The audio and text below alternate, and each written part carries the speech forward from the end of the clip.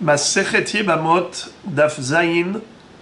On va commencer au milieu de la page à partir des mots Ela itzterir salkada tachamina tehve hay eshet ah davar shaya bichlal v'yatsa mina klal lelamed lo lelamed al atzmo yatsa ela lelamed ala klal kulo yatsa.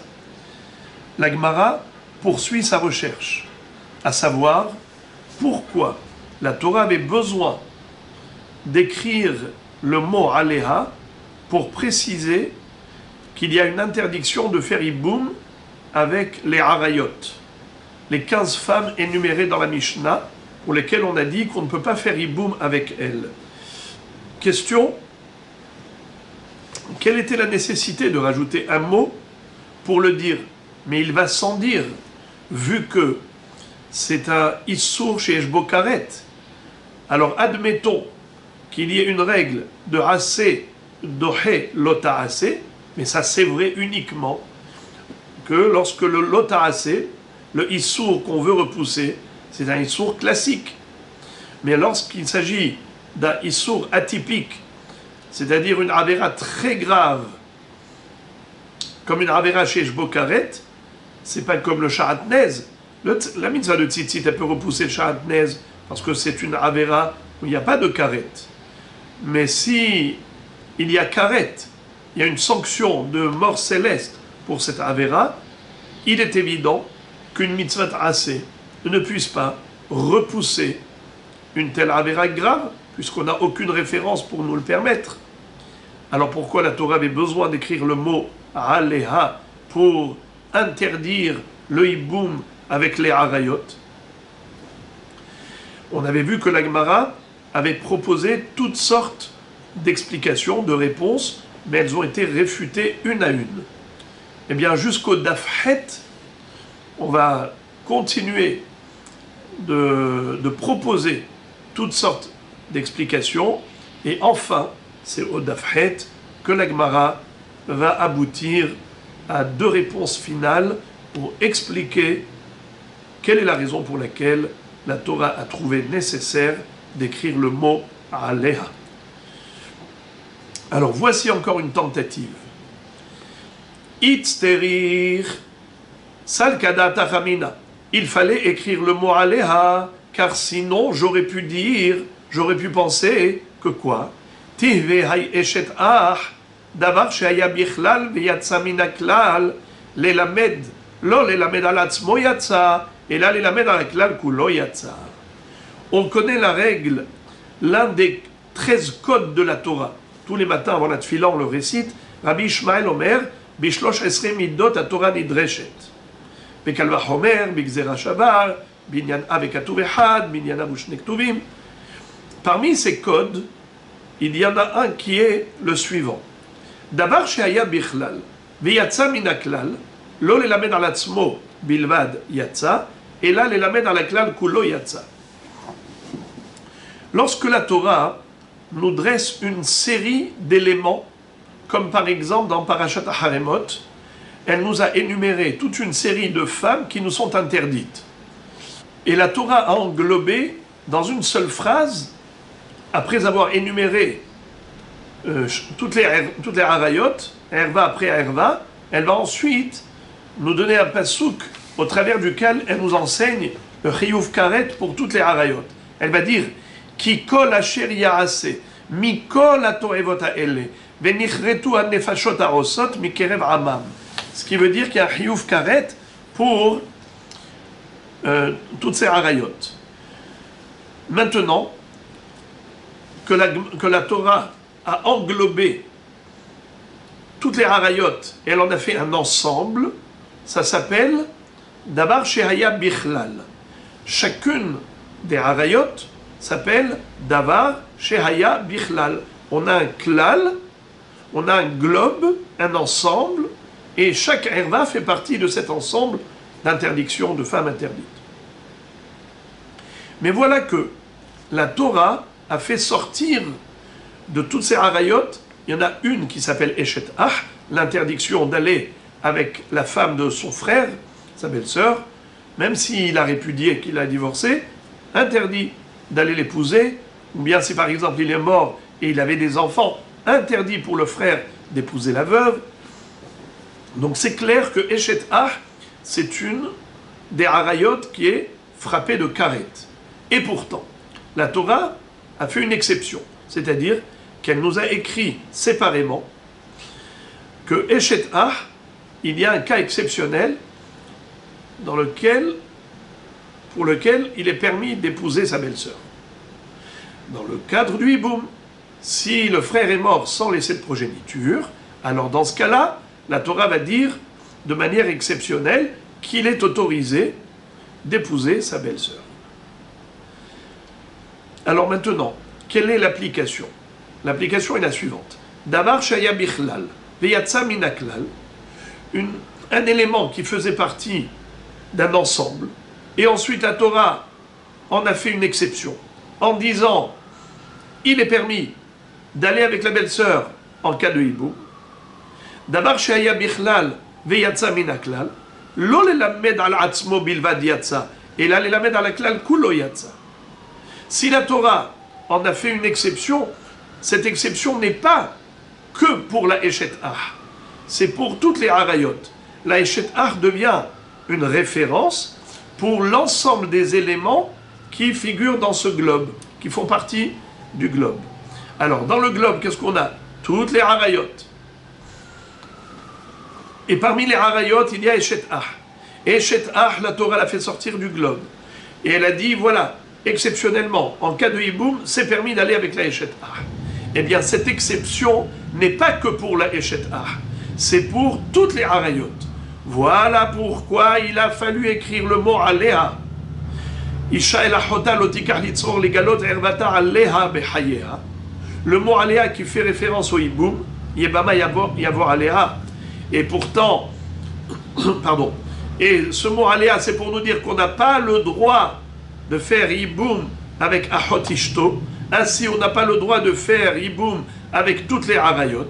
Et la question c'était pourquoi la Torah avait besoin de le préciser, mais il va sans dire, puisque assez ne peut pas être dohé lota assez chez Shbokaret.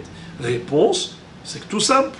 On a un code qui aurait pu nous induire en erreur. C'est quoi le code? Davar shaya bichlal, v'yatsa minaklal, lo lelamed al atzmo bilvad yatsa, et la lelamed al klal kulo yatsa, puisque Eshet Ah yatsa minaklal, des harayot, et la Torah nous a dit qu'on peut faire hiboum avec une Eshet Ah, eh bien on aurait pu facilement croire que c'est pareil pour toutes les harayot. C'est pour cela qu'il a fallu écrire le mot Aléa. C'est une belle réponse. Mais avant de réfuter cette réponse, d'abord la Gemara nous cite un cas de figure où on a appliqué ce code. C'est-à-dire, elle nous donne une illustration de l'application de ce code de la Torah. Où est-ce qu'on retrouve l'application de cette règle? Voici, Détania, Davar shaya bichlal beyatsa minaklal vechule. La Braïta commence par nous présenter le code de la Torah, Davar shaya bichlal beyatsa minaklal et lamed, lo lelamed al atzmo bilvad yatsa, et la lamed al klal kulo yatsa. Ketzad, comment est-ce qu'on applique ce code? Ça veut dire où est-ce qu'on a trouvé l'application dans la Torah de ce code? Eh bien, parce qu'il est écrit à propos des korbanot. Veha nefesh, asher tochal basar, mizeva hashelamim, vetum ato alav. Venichreta hanefesh ahi, me'ameha. Il est écrit à propos de celui qui mangerait de la viande de korban shlamim alors qu'il était tamé, il était impur. Cet homme qui a osé manger de la viande d'un korban shlamim quand il était impur sera hayav karet. Et la Baraïta va poser la question suivante. Vehalo shelamim bichlal kodashim ayu. Pourquoi la Torah avait besoin de le préciser? Qu'un tamé qui mange de la viande de korban shlamim est hayav karet.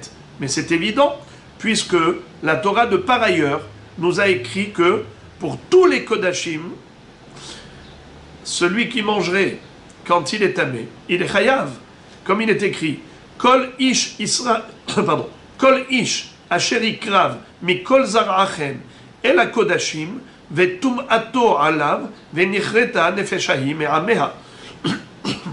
Donc nous voyons que c'est une halakha générale, pas uniquement pour shlamim, mais pareil pour tous les korbanot, hatat, hacham, mincha, tous les kodashim. Alors pourquoi la Torah l'a écrit de manière exceptionnelle à propos de shlamim, alors qu'elle avait déjà inclus tous les korbanot dans le même pasuk? Réponse. D'abord, on va relire la question. Ve'alo shlamim bichlal kol hakodashim hayu ve'lama yatz'u. Réponse. Lehakish alehem ve'lomar lecha. Ma shlamim meyuchadim kodshe mizbeach af kol kodshe mizbeach yatz'u kodshe bedek habayit. C'est-à-dire, pourquoi la Torah a trouvé nécessaire d'écrire spécialement pour shlamim que celui qui mangerait cette viande betum'a serait hayav karet, car de l'autre pasouk, on n'aurait pas pu le savoir. Plutôt, si on n'avait que l'autre pasouk, on aurait pu croire que c'est pas seulement kodshe mizbeach, mais même kodshe bedek habayit. Par exemple, si quelqu'un a consacré au Beth Amikdash des pommes, des oranges, qu'est-ce qu'il va faire avec le Beth Amikdash? Le Gizbar, qu'est-ce qu'il va en faire? Eh bien, il va aller vendre cela, et l'argent récupéré sera reversé dans le trésor du Beth Amikdash pour le Bedek Habayit, pour restaurer le Beth Amikdash, l'entretenir. Quel est le din si quelqu'un qui était tamé a mangé ces pommes qui étaient sacrées? Avant que le Gizbar n'aille les vendre, ces pommes étaient sacrées. Bigdushat Bedek Habayit. Quel est le din si un homme tamé a mangé ces pommes sacrées? Est-ce qu'il est hayav karet? Réponse non. C'est uniquement s'il a mangé des kodshe mizbeach, de la viande d'un korban, mais pas des aliments qui étaient kadosh bigdushat bedek habayit. D'où on le sait. Eh bien voilà, du fait que la Torah ait écrit shlamim séparément, eh bien c'est un indicateur, c'est une référence pour nous dire, d'une part, on avait un globe, kol hakodashim, mais dans kodashim, on peut parler de kodshe mizbeach, mais aussi kodshe bedek habayit. C'est pour cela que la Torah a écrit séparément le Issour shlamim, en disant un tamé n'a pas le droit de manger korban shlamim, pour te dire, de même que shlamim, c'est kadosh bigdushat mizbeach, ainsi tous les kodashim qui sont interdits pour un tamé, c'est uniquement s'ils sont kodshe mizbeach. Mais si c'est kodshe bedek habayit, il n'y a pas de karet pour un tamé qui en mangerait. Ça veut dire, c'est seulement si c'était de la viande d'un korban qui est censé être sacrifié sur le mizbeach. Mais si c'est des éléments ou des aliments qui étaient sacrés parce qu'ils étaient consacrés au bedek habayit, il n'y a pas de hayuv karet s'il en a mangé. Donc voilà, on a compris l'application de ce code. Et donc la Gemara arrive à la réponse à notre question de base. C'était quoi la question de base? Pourquoi fallait-il écrire le mot Aleha à propos de Achotisha pour interdire le hiboum? Réponse, car si la Torah n'avait pas interdit spécialement le hiboum avec les harayot, nous aurions pu croire que c'est permis. Auquel titre? Eh bien, puisque la Torah écrit séparément le Issour Eshet Ah, et elle a dit qu'on a le droit d'aller avec cette herva pour faire la mitzvah du hiboum, eh bien on aurait pu penser que cette halakha n'est pas que pour Eshet Ah, mais pour toutes les harayot, puisqu'on a le code de la Torah qui dit Davar shaya bichlal, veyatsa min haklal, lo lelamed al atzmo bilvad yatsa, et la lelamed al haklal kulo yatsa. Et donc, de la même façon qu'on a le droit de faire hiboum avec une herva qui s'appelle Eshet Ah, ainsi on aurait le droit de faire hiboum avec toutes les harayot.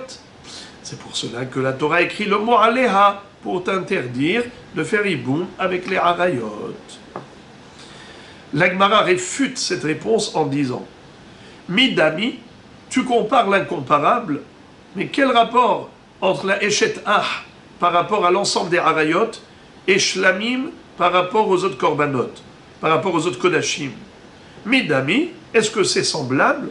Hatam, klal be'isur, ou prat be'isur, ou kalal be'isur, ou piret be'isur. Hacha, kalal be'isur, ou piret be'heter. C'est-à-dire, la configuration n'est pas la même. Quand tu me parles de tous les kodashim, c'est un ensemble, un globe, où on a tous les Kadashim, Kodesh Mizbeach, comme par exemple Hatat, Hacham, Menachot, Shlamim, ce sont des Kodesh Mizbeach. On a aussi Kodesh Bedek Habayit. Donc quand tu me parles de Kadashim, on parle de tous les Kodashim à la fois. Pour tout cela, celui qui mangerait Betum'a, alors il est Hayav Karet. Ensuite, la Torah répète la même chose pour Shlamim. Celui qui mangerait Betum'a, Hayav Karet. Alors là, je me pose la question, pourquoi tu te répètes? Tu te répètes, c'est pour nous dire que de la même façon que ça, c'est Kodesh Mizbeach, ça m'indique que ce n'est pas tous les Kodashim qui sont interdits, mais uniquement ce qui ressemble à Shlamim, à savoir Kodesh Mizbeach. Donc, mais les deux psukim, c'était Be'issour. Le klal, c'est Be'issour, le prat, c'est Be'issour. Le klal, c'est Kol HaKodashim Hayav Karet, celui qui mange Betum'a, et le prat, c'est que celui qui est tamé, qui mange Shlamim, Hayav Karet. Les deux, c'est Issour et Issour. Mais au contraire, ce Issour, il vient restreindre la liste des Kodashim. Or, au niveau des Harayot, les Harayot, on a le globe des Harayot, où on parle du klal Be'issour, assour d'aller avec ses femmes, sous peine de karet. Mais quand on parle de Eshet Ach, c'est au contraire, Piret Beheter, la Torah qui vient nous enseigner l'exception et nous dire permis d'aller avec Eshet Ach dans le cadre de Hiboum. Donc ça ne s'appelle pas Davar Sheyatsa Mina Klal. Davar Sheyatsa Mina Klal, c'est exactement comme le Klal. Le Klal il est Be'issour, le Prat il est Be'issour. Alors je dis, Davar Sheyatsa Mina Klal elamed, lo l'elamed al atzmo bilvad yatsa, et là l'elamed al Klal kulo yatsa. Mais dans le cas des Harayot, tous les Harayot c'est un Klal Be'issour. Eshet Ach pour le Hiboum, c'est un Prat Beheter. Quel rapport? Ça ne s'appelle pas Davar Sheyatsa Mina Klal l'elamed al Klal. Si tu veux appliquer à la Eshet Ach, tu veux lui appliquer un des codes de la Torah, c'est un autre code qu'il faut appliquer.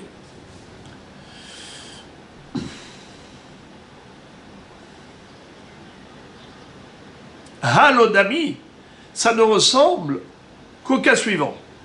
Et là, les davar, shaya bichlal, v'yatsa lidon bedavar hadash, שאי אתה יכול להחזירו לכללו עד שיחזירנו לך כתוב בפירוש.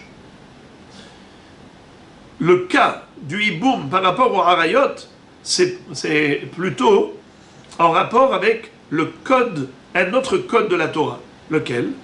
Davar shehaya bichlal. Veyatsa lidon bedavar hadash.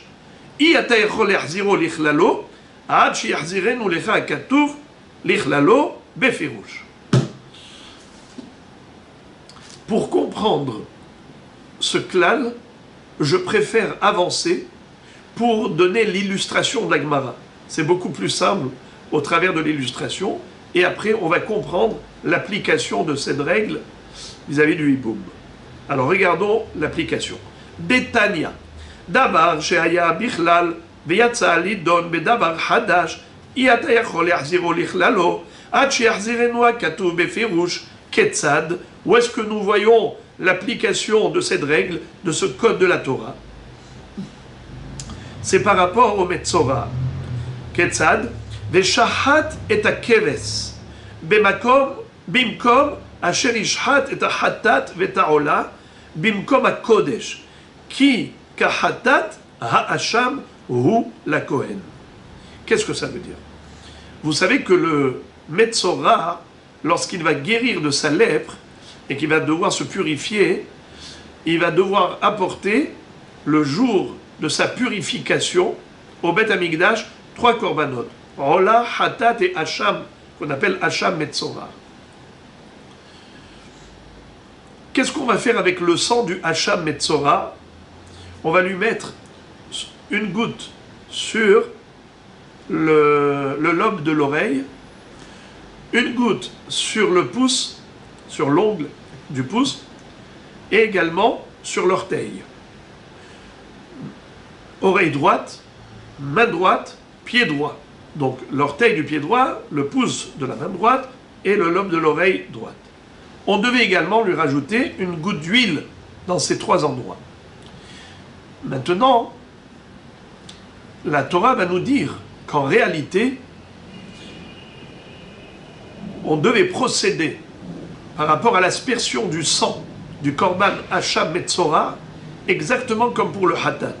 Tous les korbanotes, qu'est-ce qu'on fait avec le sang qu'on recueille du korban après la shrita? On va asperger les coins du Mizbeach. C'est pareil pour Hacham. Mais on aurait pu croire que Hacham Metzora, c'est différent. Pourquoi c'est différent? Étant donné que on ne prend pas tout le sang pour l'asperger sur le Mizbeach. Il y a une partie qui va sur le lobe de l'oreille, sur le pouce, sur l'orteil, et de ce fait, on aurait pu croire que le Hacham Metzora, c'est différent des autres corbanotes. Tous les autres corbanotes, c'est quoi le procédé classique? Eh bien, après la shrita, on recueille le sang, on va asperger le Mizbeach, et ensuite on va brûler les graisses et les membres qui doivent être brûlés sur le Mizbeach, et ensuite on va manger, le Kohen va manger la viande du korban Hatat, korban Hacham. Donc il y a une procédure classique. Mais on aurait pu croire que le Hacham Metzora échappe à la procédure classique. Et ce pour quelle raison? Vu qu'il est différent, vu que le sang du Hacham Metzora, de ce mouton, n'est pas utilisé entièrement pour l'aspersion, on voit qu'il y a toutes sortes de choses à faire avec le sang, on aurait pu croire donc que non, il n'est pas comme les autres corbanotes. C'est pour cela que la Torah a eu besoin de te dire Kahatat ha'ashamu. Comme le hatat, son sang est aspergé sur le Mizbeach, ainsi le sang du Hacham Metzora doit être aspergé aussi sur le Mizbeach, après avoir mis sur le lobe et ainsi de suite. Comment le pasouk s'exprime? On va relire le pasouk. Le shahat est à keves, il va faire la shrita de ce mouton, qui est Hacham, bimkom asher ishhat et hatat, dans le même lieu où il aura fait le sacrifice du korban hatat, où il a fait la shrita du hatat, vetarola, bimkom à Kodesh, donc tout ça c'est au nord du Mizbeach, on le sait que Kodesh Kadashim, c'est au nord du Mizbeach. Mais en plus, on te rajoute Ki kahatat ha'asham hu la kohen. Et on te répète encore une fois, comme ce qu'on fait avec le hatat, on fera avec le hacham. Le kohen va devoir procéder de la même façon. Fin du pasouk. Alors la Braïta demande, chez En Talmud Lomar kahatata hacham, t'as pas besoin de me dire que le hacham il ressemble au hatat. Si c'est par rapport à la shrita qui doit se faire au nord du Mizbeach, comme Ola et comme hatat, eh bien ça on l'a déjà dit au début du pasouk. Veshahat et keves. Bimkom asher ishhat et hatat vetaola bimkom kodesh. On l'a déjà dit. Pourquoi tu te répètes? Ki kahatat ha'asham hu la kohen. Le hacham ressemble au hatat. Pourquoi le répéter? Alors voilà pourquoi. Les filles chez Yatsa hacham metzora lidon bedavar hadash bebohen yad ou bohen regel aymanit. Étant donné que le hacham metzora il est différent de tous les autres corbanotes, c'est qu'il y a un davar hadash. C'est quoi le davar hadash? De mettre la goutte de sang sur le lobe de l'oreille, sur le pouce droit de la main droite et sur l'orteil du pied droit. Yachol lo yehe ta'un matan damim ve'emorim legabe hamizbeach.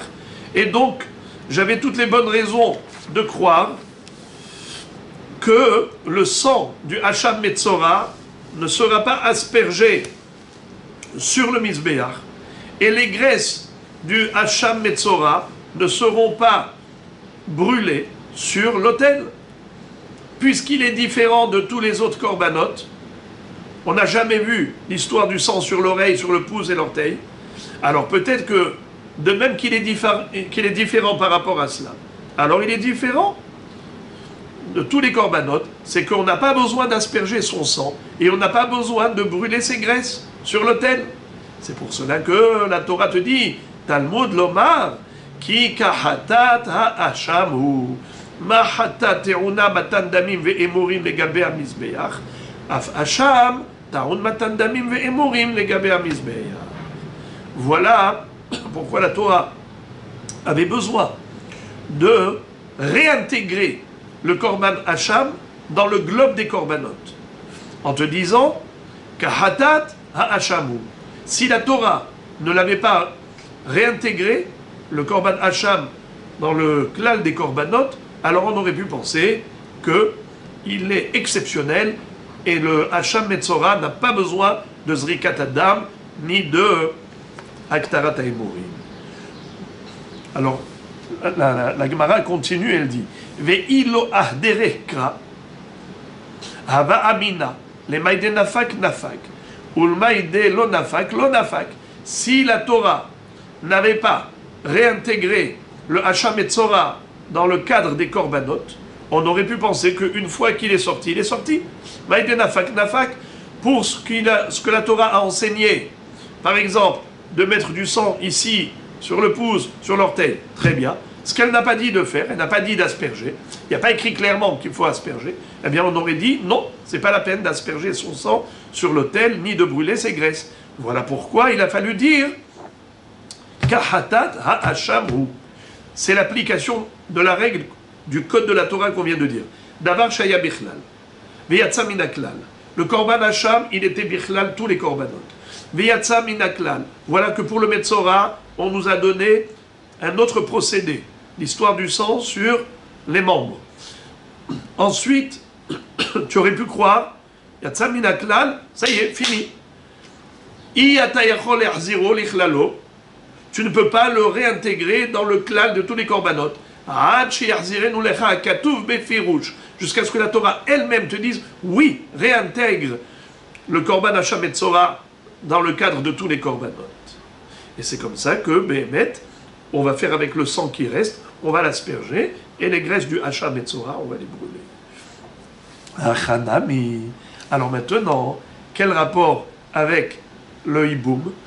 Hava amina eshet ah deishtera ishterai sh'ar arayot lo. C'est-à-dire, pareil, qu'est-ce que j'aurais dit? Le eshet ah, la belle-sœur, la femme du défunt, elle a été autorisée pour le hiboum, c'est tout. Tu ne peux pas dire que c'est pareil pour toutes les autres arayot. Ce qu'on a permis, on a permis. Ce qu'on n'a pas permis, on n'a pas permis. On a permis Eshet Ah pour le hiboum, on n'a jamais autorisé d'autres arayot au hiboum. Et de ce fait, il n'y a pas de raison d'écrire le mot Aléha pour m'interdire toutes les arayot, car il va de soi que toutes les arayot qui sont passibles de karet sont frappées d'interdiction et on n'a pas le droit de faire hiboum avec elles. Aïe, on a trouvé Eshet Ah. Eshet Ah, c'est davar shiatsa minaklal. L'idom bedavar hadash. Il y a ici un hidush atsum. C'est de pouvoir aller avec sa belle-sœur qui était normalement interdite. C'est davar hadash. Le davar hadash, tu l'as trouvé que pour Eshet Ah. Tu l'as pas trouvé pour les autres. Et de ce fait, il n'est pas question d'autoriser les harayot au hiboum. Alors, la question revient à la case départ. Pourquoi la Torah a trouvé nécessaire d'écrire le mot Aléa pour interdire les harayot? Mais c'est tout à fait normal. Il va sans dire pourquoi le dire. Alors, une nouvelle tentative. La Gemara propose une nouvelle réponse. Ela salka da'ata hamida. Pourquoi il a fallu écrire le mot Aléa? Parce que sinon, j'aurais pu raisonner ainsi. Titi, bema matsinu, me eshet ah. Ma eshet ah meyabema, af achotisha titiabem. Si la Torah n'avait pas écrit le mot Aléa, j'aurais pu autoriser toutes les harayot au hiboum. Pour quelle raison? Parce que j'aurais dit qu'il faut comparer toutes les harayot à eshet ah. N'est-ce pas que eshet ah c'est une herva? Oui. Et la Torah l'a permis pour le hiboum? Oui. Eh bien pareil, toutes les harayot c'est assour, et pour le hiboum on permettrait. C'est ce qu'on appelle une analogie. En hébreu, ça s'appelle Bema Matsinu, ou bien ça peut s'appeler Binyan Av. On peut l'appeler Binyan Av et Katuv Echad, Binyan Av ou Shnektuvim, il y a toutes sortes de Binyan Av, on peut l'appeler Bema Matsinu. Ma Matsanu, qu'est-ce qu'on a trouvé à propos de Eshet Ah? Permis pour le hiboum, ainsi je permettrai toutes les harayot pour le hiboum. Pourquoi pas? C'est ce qu'on appelle Ma Matsinu. C'est un des codes de la Torah. Binyan Av. La Gemara réfute. Elle dit, Midami, tu compares l'incomparable. Comment? Hatam had isura, hacha tre isure. Quand tu fais iboum avec la belle-sœur, certes, tu as repoussé un issour de Eshet Ah, qui est une herva. Mais si tu vas faire iboum avec une autre arayot, tu auras deux issourim. Le issour de Eshet Ah déjà, de facto, et en plus issour herva. Par exemple, deux frères mariés à deux sœurs. Ils sont mariés, Réhouven et Shimon, à Rachel et Léa. Shimon est mort. Alors Réhouven doit faire iboum avec sa belle-sœur. Le problème, c'est que la femme de son frère, c'est aussi la sœur de son épouse. Il n'a pas le droit de prendre deux sœurs. Un homme ne peut pas épouser deux sœurs. S'il va faire iboum avec elle, auquel titre? Au titre de la mitzvah ta'aseh du iboum. Mais qui te permet de repousser deux issourim, deux averot, la avera de Eshet Ah et la avera de Ahot Isha. C'est pas parce que tu as trouvé dans la Torah que tu peux repousser un issour de Eshet Ah que tu peux te permettre de repousser deux issourim. Car un issour, c'est moins lourd que deux issourim. Tu peux repousser un issour, mais pas deux. Donc, la question revient à la case départ. Pourquoi tu as écrit le mot Aléha? Pour interdire, c'est normal. Eh bien, la Gemara, étonnamment, elle va dire Mahudete mahoil veishtari ishtari. La Gemara dit c'est vrai qu'ici tu as un seul issour de Eshet Ah, et là tu as deux issourim, Eshet Ah et d'autres arayot. Ça peut être Bito, Bad Beno, les 15 qu'on a vus dans la Mishnah. C'est vrai que tu en as deux ici, et là un seul, mais on aurait pu raisonner dans le sens de Ho'il ve Ishtari, Ishtari. Puisqu'on t'a permis un issour, alors on t'a permis même deux issourim. Car normalement c'était assourd d'aller avec sa belle-sœur. Et pourtant la Torah a trouvé que pour le hiboum, il faut autoriser ce qui était assourd. Alors quelle différence si elle t'autorise un issour ou deux issourim? Voilà pourquoi il a fallu écrire le mot Aléa. Et maintenant la Gemara va nous démontrer que ça existe. Cette svara de Ho'il vi Ishtari Ishtari, que puisque la Torah a déjà permis une chose, eh bien elle permet deux choses, pour la même raison. On va voir ça tout de suite. L'application de cette règle de Ho'il vi Ishtari Ishtari, ça va être très long. Mais après, même cela, plus tard, on va le réfuter dans le daf suivant. Mais d'abord, comment et où est-ce qu'on retrouve cette notion de Ho'il vi Ishtari Ishtari? Puisque ça a été autorisé, même un issour, alors on a autorisé deux issourim. Omina timra de amrinan ho'il vi ishtari ishtari. De Tanya, on le retrouve dans la braïta suivante. À propos de quel din? Metzora shechal shemini shelo be'erev ha-pesach vera'a keri bo bayom vetaval. Amru hachamim afal pi she'en tevul yom acher nichnas זה נכנס. מוטב שיבוא עשה שיש בו כרת, וידחה עשה שאין בו כרת. À nouveau, c'est l'histoire du Metzora, où on retrouve l'application de Ho'il, Ishtari, Ishtari. Vous vous rappelez, on avait déjà parlé de cela, qu'un Metzora, le 8e jour, il doit apporter des korbanot. Le 8e jour, ça veut dire que après qu'il est guéri, et après qu'il a eu le rasage et il a apporté tout ce qu'il devait apporter, le bois de cèdre avec une branche d'hysope, avec le tissu rouge écarlate et avec les deux oiseaux, comme on connaît le Midrash qui dit, Rashi l'explique dans le Chumash, qu'un homme qui a dit du Lachon Hara, pour ça qu'il est devenu lépreux. Et pourquoi il a dit du Lachon Hara des autres? Parce qu'il s'est cru grand comme un cèdre. C'est par orgueil qu'il a dénigré autrui. Alors on lui dit, monsieur, apporte une branche d'hysope, c'est le plus petit buisson, et le tissu rouge écarlate qui est coloré avec de la cochenille, avec un vermisseau, un ver de terre. Yashpil atzmo ke'ezov et kitolaat, aussi parce qu'il parlait trop de bavardage, comme des oiseaux qui piaillent tout le temps. Alors, il doit apporter deux oiseaux. Le Kohen va faire la shrita de l'un, il va verser le sang de celui qui est nishrat dans un verre d'eau, dans un kéli d'eau, et ensuite il va tremper tous les autres éléments, les 4 autres éléments, le bois de cèdre, l'hysope et le tissu et l'oiseau vivant, et il va les tremper dedans et l'asperger, et ensuite il va libérer l'autre oiseau. 7 jours plus tard, il va au mikvé. Ensuite, le lendemain, le 8e jour, il doit apporter les korbanot. Quand il va au mikvé, il s'appelle Tvul Yom. Le lendemain, quand il apporte ses korbanot,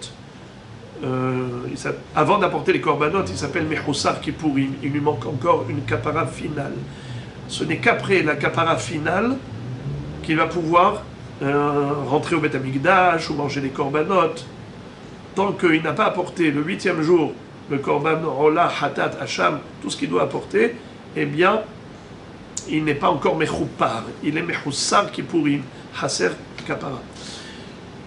Tant qu'il est mechoussar kippourim, il n'a pas le droit de rentrer dans Mahane Shechina.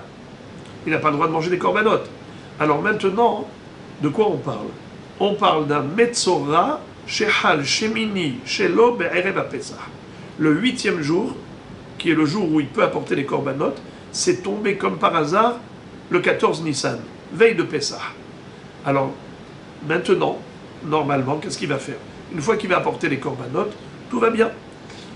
On va lui mettre le sang sur le pouce, sur l'orteil, sur le lobe, et ainsi de suite. Et après toute cette procédure, il va être mechoupar les gamrés, et le soir, l'après-midi, il pourra faire le korban Pessah, c'est-à-dire la shrita, et le soir, il pourra manger l'agneau pascal tranquillement. Mais la Baraïta parle d'un cas compliqué. Lequel? C'est que ce Mechoussar Kapara là, Ra'a Keri Bobayom, il a eu une perte de semence. Il a éjaculé, donc il est devenu Baal Keri, Tamé. Un Baal Keri, quel est son din? Eh bien, il va au mikvé, et à la tombée de la nuit, il est tahor. Il peut manger la terouba s'il était Kohen. Il est tahor à la tombée de la nuit. Baal Keri, il est tamé qu'un seul jour. Mais le jour où il a été au mikvé, c'est-à-dire le jour même, il a été au mikvé, est-ce qu'il est tahor déjà complètement? Non, il s'appelle Tvul Yom. La Toum'a s'est réduite, mais elle n'a pas disparu. Ce n'est qu'à la tombée de la nuit que sa Toum'a va totalement disparaître. Pour l'instant, il s'appelle Tevul Yom. Il a fait Tevila Bayom. Pourquoi est-ce qu'on a parlé d'un Mechoussar Kippourim Shera'a Keri? Ça veut dire qu'il n'a même pas eu le temps d'apporter les 3 korbanot, Rola Hatat Hacham, les korbanot du Metzora, qu'il a eu encore une Toum'a supplémentaire, Baal Keri. Et il est parti au mikvé, il est Tvul Yom. Alors maintenant, il est deux choses à la fois. Il est Mechoussar Kippourim et il est Tvul Yom. Pourquoi est-ce qu'on a trouvé nécessaire de rajouter encore la Toum'a de Tvul Yom? C'est qu'il y a une différence entre Mechoussar Kippourim et Tvul Yom. Normalement, on a une halakha qui dit la chose suivante. On avait dans le désert 3 mahanot. Le Mishkan au milieu s'appelle Mahane Shechina. Autour du Mishkan, on avait Mahane Lévia, les 4 familles de Lévi, Gershon, Kehat et Merari, et Moshe et Aaron et leurs enfants. Autour du Mahane Lévia, on avait Mahane Israël, les 12 Shvatim qui étaient répartis dans les 4 coins, les 4 points cardinaux. C'est que le nord, le sud, l'est ou l'ouest, on avait 3 Shvatim de chaque côté. Donc, on répète, au centre, Mahane Shechina, autour, Mahane Lévia, et tout autour, Mahane Israël. On a 3 catégories de Toum'a. Le Metzora, lui, il est Meshullah Mishalosh Mahanot. Celui qui est Metzora, la Torah dit qu'il ne peut résider ni dans Mahane Shechina, ni dans Mahane Lévia, ni dans Mahane Israël. Il est extradé totalement. Ça, c'est le Metzora. Bishalechuk mina Mahane kol tsarua vechol zav vechol tameh la nafesh. Le zav, il peut rester dans Mahane Israël, mais il est extradé du Mahane Shechina et même du Mahane Lévia. Il peut résider au Mahane Israël. Tameh la nefesh, un tmemet ou un tmesheret, quelqu'un qui a touché un mort, il ne peut pas rentrer dans Mahane Shechina, mais il a le droit de rester dans Mahane Lévia, plus forte raison dans Mahane Israël.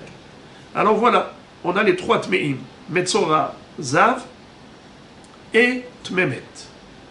Le Metzora, Meshullah Hutz le Shalosh Machanot, le Zav, Mishte Machanot, le Tmemet, Machane, Ehad, Machane Shechina.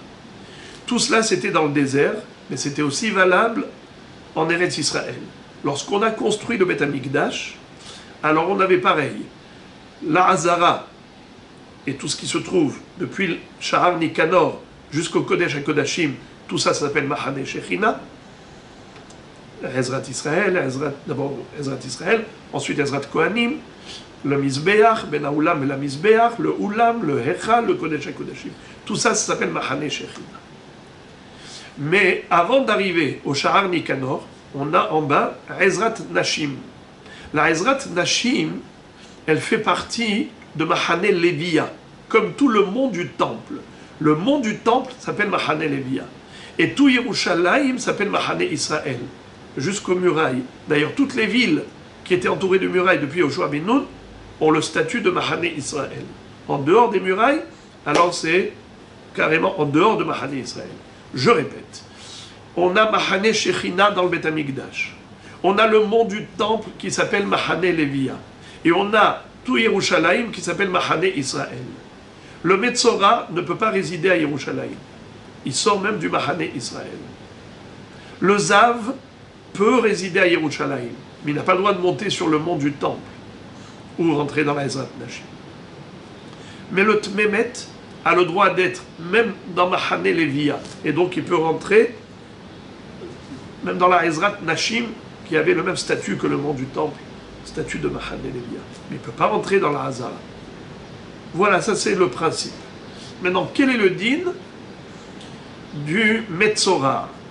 Metzora, évidemment, on avait dit qu'il fallait l'éjecter et l'extrader de tous les Machanot. Mais lorsqu'il a guéri, et qu'il a été au mikvé, et qu'il a déjà fait toute la procédure qu'on avait déjà vue, eh bien, il lui manquait que les 3 korbanot à apporter.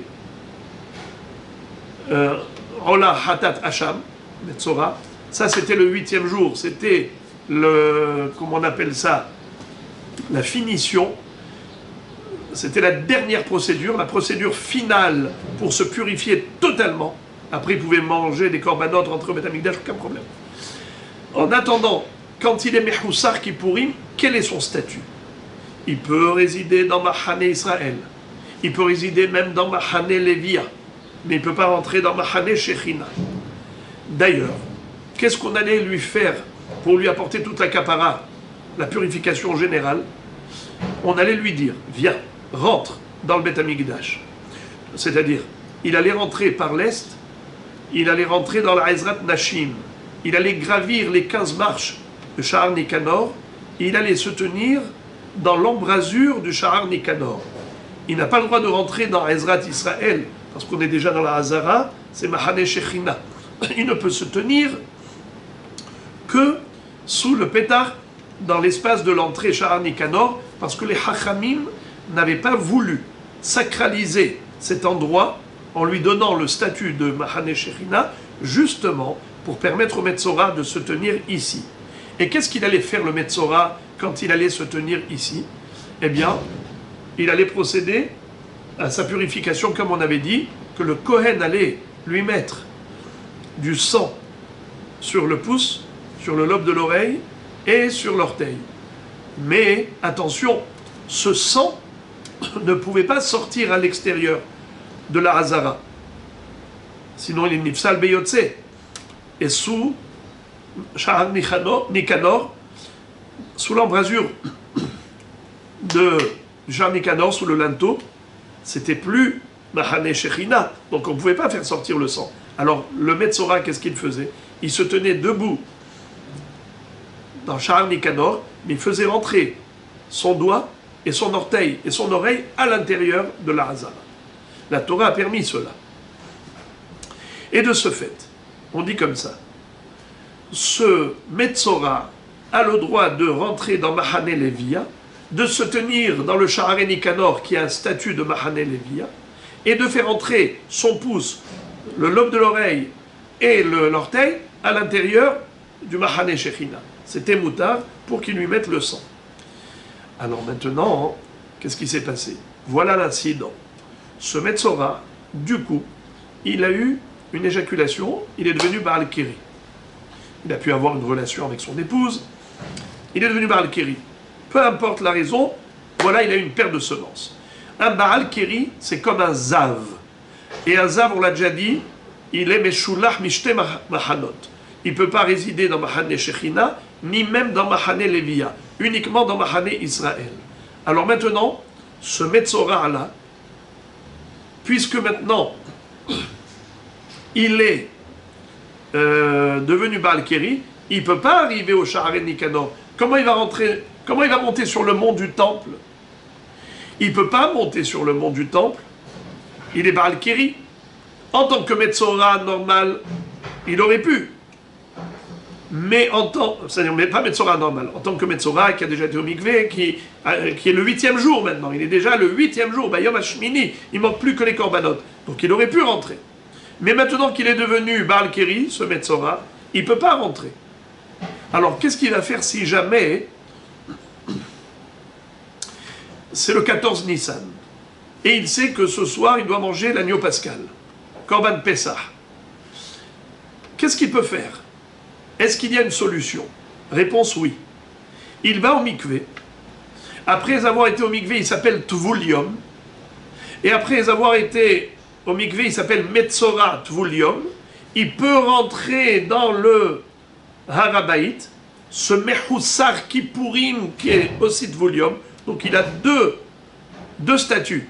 Il est Mechoussar Kippourim et il est Tvul Yom. Il a le droit de rentrer dans la Ezrat Nashim, de monter les 15 marches, d'arriver au Sha'ar Nikanor et de procéder à ce qu'on appelle la purification totale du Metzora avec le sang que va lui mettre le Kohen sur Tenuch Ozno et Bohen Yado et Bohen Raglo, sur les Behonot. Ça s'appelle Behonot. Eh bien, on lui mettra le sang sur les Behonot. Ah bon? Comment se fait-il qu'il avait le droit de rentrer jusqu'ici? Comment il avait le droit de traverser le Mahane Lévia? Réponse, parce qu'il était déjà au mikvé.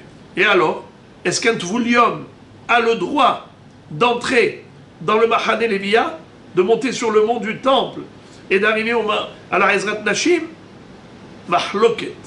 Il y a ceux qui disent que c'est assour que Midera Banan. Alors pour la mitzvah du Korban Pessah, les Hachamim lui ont autorisé pour qu'il puisse, déjà l'après-midi, il va envoyer l'agneau pascal, il va dire aux gens de lui faire la shrita pour lui, et le soir à la tombée de la nuit, puisqu'il sera totalement tahor, il a été au mikvé pour le keri, il a été au mikvé en journée, mais le soir il sera totalement tahor, ou ba shemesh vetaer, pourra manger l'agneau pascal. C'est ce qu'il faudra faire. Mais il y a ceux qui pensent que c'est à Sourmina Torah qu'un Tvul Yom rentre dans Mahane Lévia. Alors comment il va aller faire pour aller se faire mettre le sang sur les Behonot? Alors là, il y a un hidouche extraordinaire. C'est qu'on dit comme ça. C'est que la mitzvah assez de Korban Pessah, c'est une mitzvah assez qui est tellement importante, à tel point que celui qui ne fait pas le Korban Pessah est Hayav Karet. Alors que faire sortir le Tvul Yom du Bet Amikdash, c'est une mitzvah assez classique. Où est-ce qu'on retrouve cette mitzvah assez? Vishallehu minamahane kol tsaroua vechol za vechol tamel ad nafesh. Bien qu'après c'est écrit Velo itamou et mahanehem, il y a tout un pilpoul par rapport à cela, mais Rashi nous dit que c'est uniquement le assez qui s'applique au Tvul Yom. Le Tvul Yom, Baal Keri ou Azav, qui a été au mikvé. Donc maintenant, il est juste Tvul Yom, c'est Assour Midin Bishallehu Minamahane Kol Tsaroua Vechol Za. C'est rien qu'une mitzvah assez. Alors maintenant, on a deux assez qui se contredisent, qui s'opposent. On a le assez de Vishallehu Minamahane Kol Tsaroua Vechol Za. Donc d'après cette mitzvah assez, il faut l'éjecter, l'extrader du Sha'arei Nikanor. Mais d'autre part, il y a une mitzvah assez de Korban Pessah qui dit ce soir il faut que tu sois tahor pour faire le Korban Pessah. Yavo assez chez Yesh Bo Karet, veithe assez chez En Bo Karet. ce assez est plus fort que celui-là. Le assez du Pesach va repousser le assez de Vishalehu Minamahane du Tuvulium. Alors maintenant, on a compris. Tout ce que je vous dis maintenant, je vous l'ai dit oralement, mais on va le voir dans le texte Be'ezrat Hashem. Mais il y a une problématique. Laquelle problématique? Ok, admettons, ce monsieur-là, Metzora Tvulium, c'est-à-dire il est Mechoussar Kippourim, c'est le 8e jour, et donc normalement il devrait apporter ses 3 corbanotes pour terminer, achever sa tahara de Tzaraat, mais il est bloqué parce qu'il était Baal Keri, il a eu une éjaculation aujourd'hui. Alors ok, il a été au mikvé, le mikvé ça le transforme de Baal Keri, tamé total, en Tvulium, mais Tvulium il doit attendre la tombée de la nuit. Pour l'instant, il est d'une légère Toum'a. Cette légère Toum'a, elle est frappée de Issour Assez, ou bien d'après d'autres, Bichlal, il n'y a même pas de Issour Assez, c'est que Midera Banan. Mais le Assez du Korban Pessah est plus fort, donc ça lui autorise de venir. Pourquoi faire? Pourquoi il va venir? Eh bien, il va venir pour achever la Tahara du Metzora, pour se faire mettre le sang sur les Béhonotes. Il y a un problème. Lequel? C'est que quand il va venir, il va se mettre dans l'embrasure de Sha'arei Nikanor. Le Kohen va lui dire, allez, fais rentrer ton doigt, fais rentrer l'orteil de ton pied, fais rentrer le lobe de l'oreille. Il y a un problème. C'est que un Metzora classique, la Torah lui a autorisé. Mais celui-là, il est Tvulium. Un Tvulium, même si on a trouvé une échappatoire par rapport au Mahane Lévia, mais il n'y a aucune autorisation possible pour faire entrer les doigts dans Mahane Shechina. Surtout que Oula nous enseigne dans Masechet Zevachim, et c'est rapporté ici, Oula nous dit que Bi'a bemiktsat shma Bi'a. Pas seulement si la personne elle rentre entièrement dans le Mahane Shechina, elle transgresse le Issour, mais même faire entrer rien qu'un doigt, un pouce, un orteil, une oreille, déjà ça s'appelle Bia. Velo yavo el Kodesh. Et Bia bemiktsat, shma Bia. Même faire entrer une partie de son corps, c'est comme tout son corps. Alors comment ce monsieur-là, ce Tvulium, Mechoussar Kippourim, va pouvoir parachever sa Tahara en apportant les 3 corbanotes, Hacha, Metzora, Hatat et Ola, Mapitom? Il ne peut pas faire entrer ses Béhonotes. En tant que Mechoussar Kippourim, oui, mais en tant que Tvulium, il est Hayaf Karet. Et là, tu ne peux pas dire Yavo assez, Sheesh Bokaret, Veithe, assez Sheen Bokaret. C'est pas vrai. Ici, il y a un lave qui est Hayaf Karet. Grand problème. Alors, Oula arrive avec un chidouche phénoménal. Il dit, Ho'il ve ishtari, ishtari. Puisque la Torah a fait une exception, et elle a autorisé le Metzora d'arriver jusqu'ici, et de faire entrer ses doigts, son doigt, l'orteil et le lobe, les Béhonotes, à l'intérieur du Mahane Shechina, comment ça se fait? Normalement, on n'a pas le droit de rentrer au Mahane Shechina, ce Mechoussar Kippourim, il n'avait pas le droit. Mais la Torah lui a permis. Alors, même si on a rajouté une Toum'a supplémentaire sur le corps de ce monsieur, il était Mechoussar Kippourim à cause de sa Tsaraat, mais maintenant il est en plus Tvulium à cause de son Keri. Alors on dit, Ho'il vehutar le Tsaraato, hutar le Kirio. Puisque la Torah lui a permis, en tant que Metzora, de se purifier de cette manière, d'introduire les Béhonotes à l'intérieur, au-delà du Sha'arei Nikanor, à l'intérieur de la Hazara, puisque la Torah lui a permis, par rapport à la Toum'a de Tsaraat, alors certainement la Torah lui a permis aussi, par rapport à la Toum'a de Tvulium de son Keri. Un chidouche extraordinaire. Ho'il ve ishtari, ishtari. Alors la Gemara maintenant veut se servir de tout cela pour arriver à quelle conclusion? C'est quoi le point de chute? Eh bien, c'est pour répondre à la question de base. C'était quoi la question de base? Pourquoi la Torah avait besoin d'écrire le mot Aléa? Pour nous interdire de faire hiboum avec l'une des harayot? Réponse, c'est parce que si la Torah n'avait pas écrit, j'aurais dit permis. Ah bon, permis, pourquoi? Eh bien, comme elle a permis Eshet Ah, qui est une herva, eh bien, elle aurait permis aussi les autres harayot. Certainement, elle permet même si on rajoute et on superpose d'autres Issour harayot sur les Issour Eshet Ah, comme elle a permis le Issour Eshet Ah, qui est une herva, elle permettrait aussi d'autres harayot. Et la Gemara dit, mais d'où tu apprends ça? D'où tu sors cette notion de Ho'il, Veishtari, Ishtari? Et la Gemara a répondu, voilà où on a trouvé Ho'il, Veishtari, Ishtari. À propos du Mechoussar Kippourim, d'un Metzora Mechoussar Kippourim, qui est Vulium, les Kirio.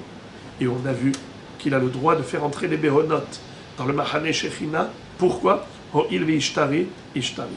Alors maintenant on comprend pourquoi la Torah avait besoin d'écrire le mot Aléha. Aléha, pour te dire, Assour, de faire hiboum avec l'une des harayot. Je t'ai permis Eshet Ah, mais je t'ai pas permis d'autres harayot. Tout ce qu'on a dit oralement, on va le lire maintenant dans le texte. Umina timra de amrinan ho'il v'ishtari ishtari. Où est-ce que tu retrouves cette notion dans la Torah? Réponse, Netanya, Metzora, Shechal, Shemini, Shelo, Be'erev, Pesach. Un Metzora dont le 8e jour, qui est le jour de sa kapara, est tombé à Erev Pesach, le 14 Nissan, Vera Akeri, Bobayom. Et ce jour-là, il est devenu Baal Keri, soit une éjaculation, soit il a eu une relation avec son épouse pendant la journée. Et de ce fait, il est devenu Baal Keri, Bobayom. Vetaval. Et ensuite, il a été au mikvé. Donc maintenant, il s'appelle Tvulium. Amrou Hachamim, nos maîtres ont dit, Afalpi, chez En Tevulium, Acher, Nichnas, Ze Nichnas. Bien qu'en général, un Tvulium n'a pas le droit de rentrer dans le Mahane Lévia, celui-là, il a le droit de rentrer. Ze Nichnas. Pourquoi? Mutav Shiavo Ase, chez Yeshbo Karet, Veithe Ase, chez En Bo Karet. Mieux vaut qu'il puisse se purifier pour faire l'agneau pascal ce soir, afin que le assez de Korban Pessah, qui est assez chez Bokaret, repousse le assez chez En Bokaret, qui est l'interdiction pour un Zav Baal Keri, un Zav ou un Baal Keri, d'entrer dans ce Mahane Lévia. Ve'amar Rabbi Yochanan, Dvar Torah, afilo assez litbe. Rabbi Yochanan, il n'est pas d'accord. Il dit que Bichlal, il n'y a même pas de mitzvat aseh mina Torah d'extrader le Baal Keri ou le Zav de Mahane Lévia. Pourquoi? D'où il déduit Sheneemar vayamod Yehoshaphat bikhal Yehuda lifnei achatzera hadasha. Lorsque Yehoshaphat, le roi de Yehuda, est parti en guerre contre Ammon et Moab, plutôt Ammon et Moab sont venus l'attaquer, alors il a rassemblé le peuple juif au Beth Amikdash pour adresser des prières à Hachem afin d'être sauvés. Et à ce moment-là, c'est écrit qu'ils se sont tenus devant Hatzer Hadasha. Ça veut dire quoi Hadasha? Maï Hatzer Hadasha. Amar Rabbi Yochanan, Shechid Shubat Varim, Ve'amrut Vuliom, Loïkanes, Lemachane Levia. C'est que parmi eux, il y avait des gens qui étaient Baal Keri, qui étaient Zav, et ce jour-là, ils ont dit, ne peuvent rentrer dans la Ezrat Nashim, ou sur le mont du temple, qui s'appelle Mahane Levia, que des gens qui ne sont pas Tvulium. Donc à ce moment-là, ils ont été Mehadesh, l'interdiction qu'a le Tvulium d'entrer dans Mahane Levia. Sinon, Minatora, c'était Moutar.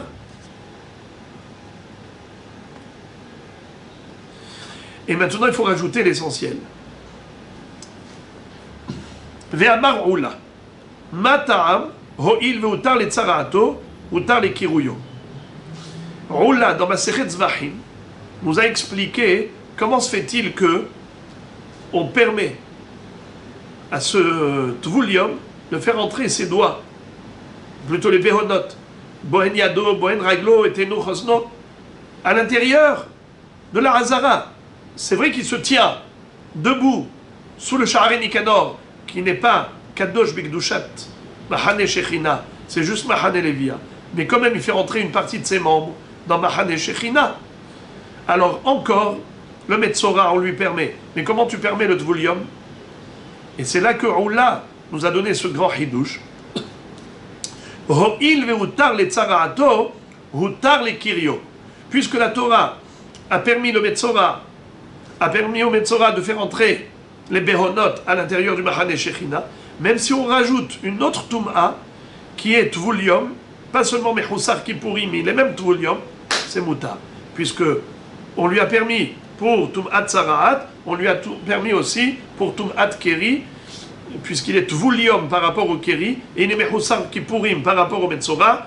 Si on lui permet de faire entrer les Behonot dans Mahane Shechina, on permet pas seulement pour Tum'at Tzara'at, on permet même pour Tum'at Keri. Donc voilà.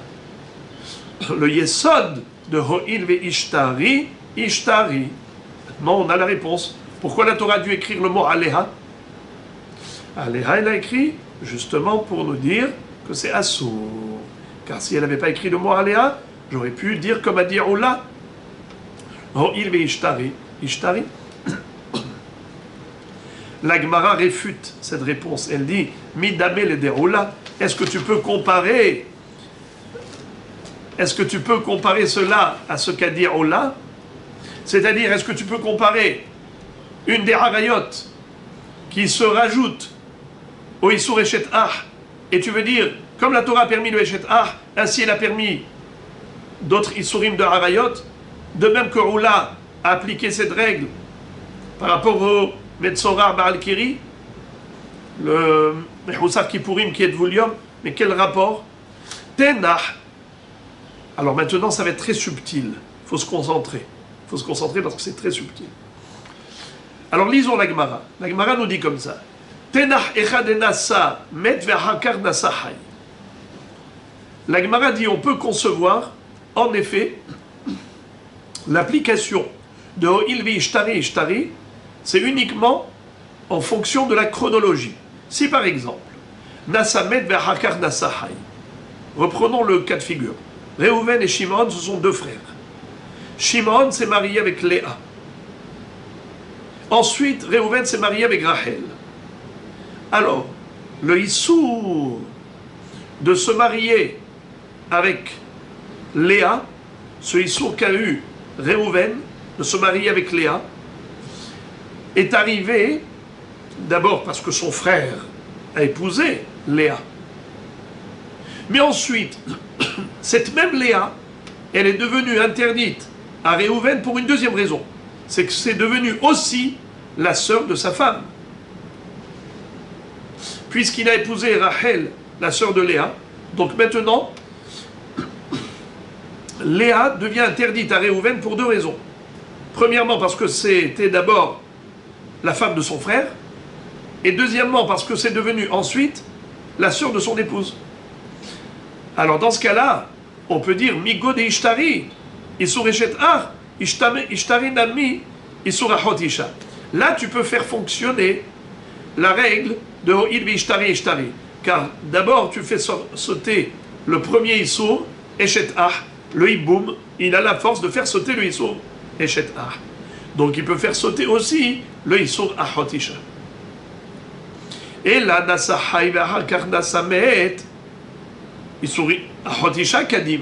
Mais si c'était l'inverse, que le frère survivant, c'est-à-dire d'abord Réhouven a épousé Rachel, ensuite Shimon a épousé Léa, ensuite Shimon est décédé. C'est évident que Réhouven ne peut pas faire Iboum avec Léa. Pourquoi? Parce que là on ne peut pas dire oh il Ishtari Ishtari, vu que le Issour de Achot Ishto a précédé le Issour Eshet Ah. D'abord, c'était la sœur de son épouse, et après, c'est devenu la femme de son frère. Dans ce cas-là, le Issour Eshet Ah ne peut pas faire sauter le Issour qui était... Pardon, la mitzvah de Hiboum, même si elle peut faire sauter Issour Eshet Ah, ne peut pas faire sauter Issour Achot Isha qui était déjà là auparavant. Donc, il ne peut pas faire Hiboum avec elle. C'est évident. Pas besoin du mot Léa. Va filuna samet nami. Et même si, on va dire, dans le cas où le premier qui a épousé cette femme, c'était le frère, le défunt. Avant de mourir, il avait d'abord épousé Léa. Et ensuite, c'est Réhouven qui a épousé Rachel. Tenahecha dena samet ve'acharkar. Pardon. Tenahecha dena samet umet ve'acharkar nasa hay de haziale de bene bene. Et là dena samet ve'lomet ve'acharkar nasa hay loy haziale klal. Et la Gemara va pousser le bouchon encore plus loin. Et elle va dire, l'application de Ho'il ve'ishtari ishtari n'est même pas possible. Même pas dans le premier cas où on avait dit que d'abord, lui, Réhouven, a épousé, d'abord le défunt a épousé, avant de mourir, il avait épousé une femme, Léa. Ensuite, Réhouven a épousé sa sœur. Et ensuite, Shimon est mort. Alors, on avait dit au début que là, on peut dire il ve'ishtari ishtari, car dans la chronologie, le Issour Eshet Ah a précédé le Issour Achot Isha. La Gemara, maintenant, elle va dire que même ça, ce n'est pas logique. On ne dira pas il ve'ishtari ishtari, puisque les deux Issourim, maintenant, ils sont concomitants. Impossible. Quand est-ce qu'on pourrait envisager l'application de il ve'ishtari ishtari? Ce n'est que si, concrètement, il y avait un zman de Héter. Par exemple, Shimon a épousé Léa. Et il est mort. Alors, normalement, Réhouven aurait dû faire Iboum. Qu'est-ce qu'a fait maintenant Réhouven? Il est parti se marier avec Rachel, la sœur de Léa. Entre parenthèses, Midera Banan, c'est assourd de faire ça. Les Chachamim m'ont dit que assourd de se marier avec Ahod Zekukato. Quand il y a une Yébama qui attend, ça s'appelle Zkuka, il n'a pas le droit. Mais c'est que Midera Banan. Nous, on parle de la Torah. Alors, la Torah, elle, puisqu'elle a permis le Issour Eshet Ah à ce monsieur, alors bien qu'il ait maintenant épousé la sœur de cette femme, eh bien on dirait que le Héter qu'il avait, il reste en vigueur. Puisqu'il avait le droit d'aller avec elle, bien qu'elle soit devenue désormais la sœur de son épouse, donc normalement il devrait être frappé d'interdiction d'aller avec sa belle-sœur, puisque c'est aussi la sœur de son épouse. Mais là je peux dire, oh, il vit ishtari, ishtari, puisqu'il y avait déjà un héter de Eshet Ah, la Torah avait fait sauter le Issour Eshet Ah, alors maintenant, je peux dire que la Torah va faire sauter aussi le deuxième Issour de Achot Ishto.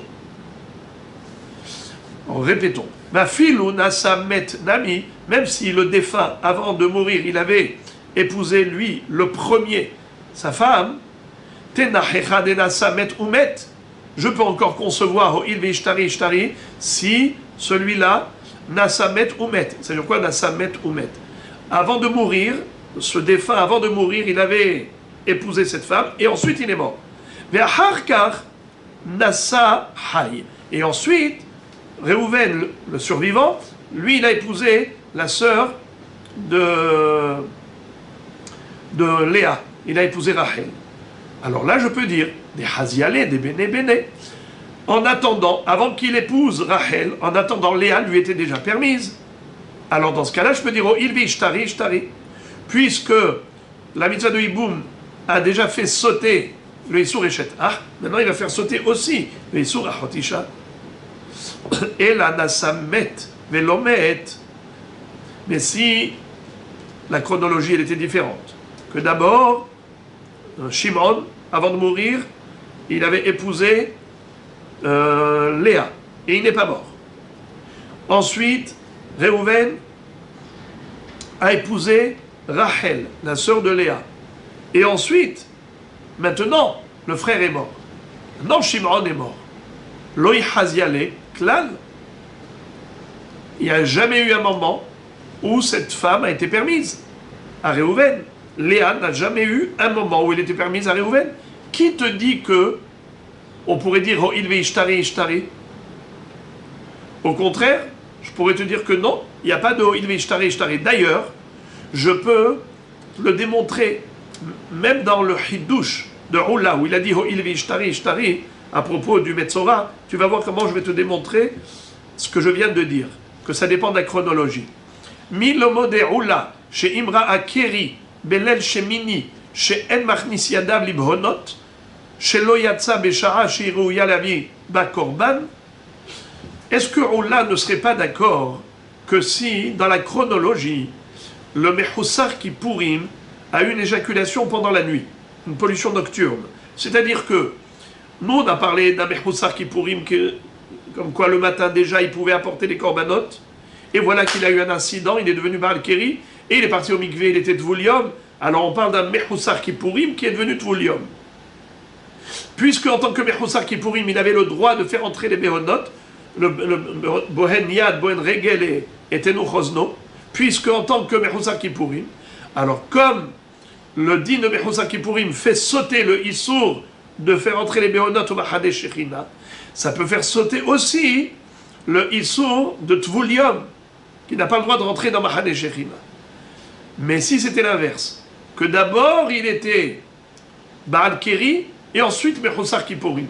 Pendant la nuit, déjà il était Baal Keri. Ensuite le matin, s'est levé, il n'était plus en mesure d'apporter les corbanotes, puisqu'il était déjà Baal Keri. Là on ne dira pas « Oh il ve'ishtari, ishtari », même Ola sera d'accord que ce Metzora est bloqué. Ce Mechoussar Kippourim, il est bloqué, parce que il était d'abord Baal Keri. Quand est-ce qu'on dit que le Mechoussar Kippourim fait sauter la Touma de Tvoulium d'un Baal Keri? C'est seulement s'il était d'abord Mechoussar Kippourim et qu'il était déjà apte à apporter les corbanotes du Metzora.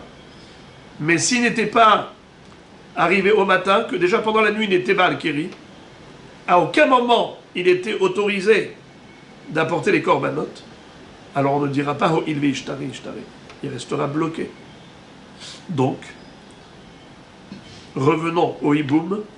Quand est-ce que il est envisageable que le Yabbam fasse hiboum avec l'une des harayot?